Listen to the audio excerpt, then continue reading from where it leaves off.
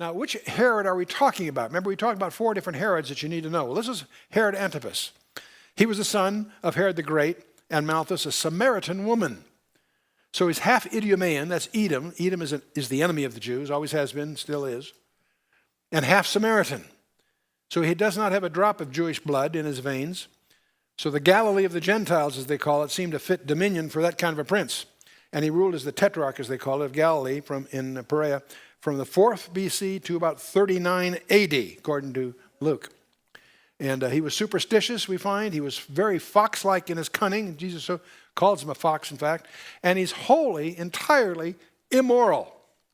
And John the Baptist rebuked him of his gross immorality and the defiance of the law of Moses. And Leviticus 18 is what condemns him. And, of course, John the Baptist pays for that formal public exhortation by having himself beheaded, in effect. That's all in Josephus, too, by the way.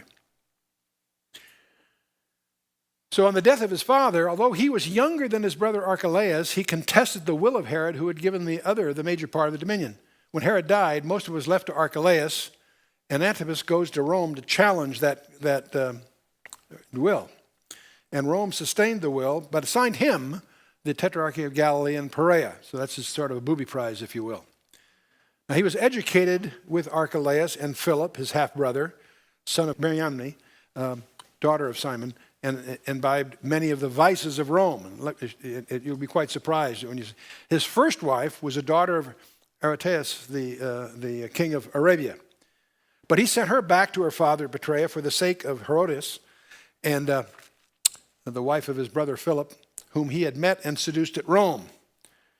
And since the latter was the daughter of Aristobulus, his half-brother, and therefore his niece, and at the same time the wife of another half-brother, the union between her and Antipas was doubly sinful. That's what John the Baptist was, haranguing him about, that caused his death ultimately.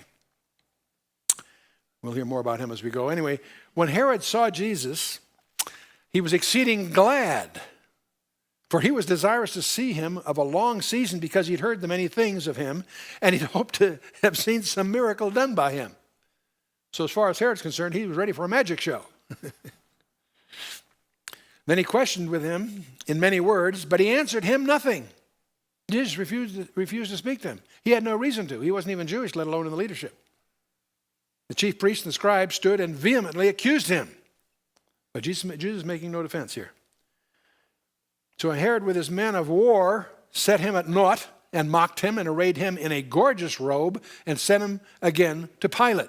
That was Herod's approach to flippancy.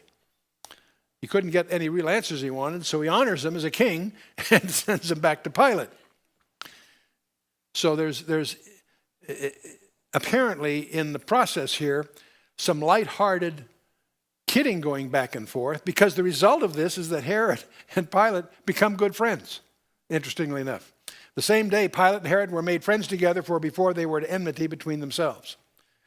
So somehow in the styling of this chicanery, Herod used it to break the ice, so to speak, with Pilate. So the two of them become friends, but they both have a very dismal future. See, Pilate in his perplexity had set bound Herod, and the inefficiency and the flippancy of the man is revealed in the gospel account. But this served to bridge the chasm between the enmity of Herod and Pilate. Both of them were to be stripped of their power before long and to die in shameful exile. So they're both heading for rocky terms. When Gaius Caligula became emperor and a scheming favorite Herod Agrippa I, that was the enemy of Antipas, was made king in 37 AD, Herodias prevailed on Herod Antipas to accompany her to Rome to demand a similar favor. Herodias really had him around her finger. She's the one that had her daughter ask for John the Baptist's head and all that earlier in the gospel, you remember? And anyway, the machinations of Agrippa, his enemy in other words, and an accusation of high treason against him, however, proved his undoing. And he was banished to Lyon in Gaul, where he died in great misery. So that ends Antipas.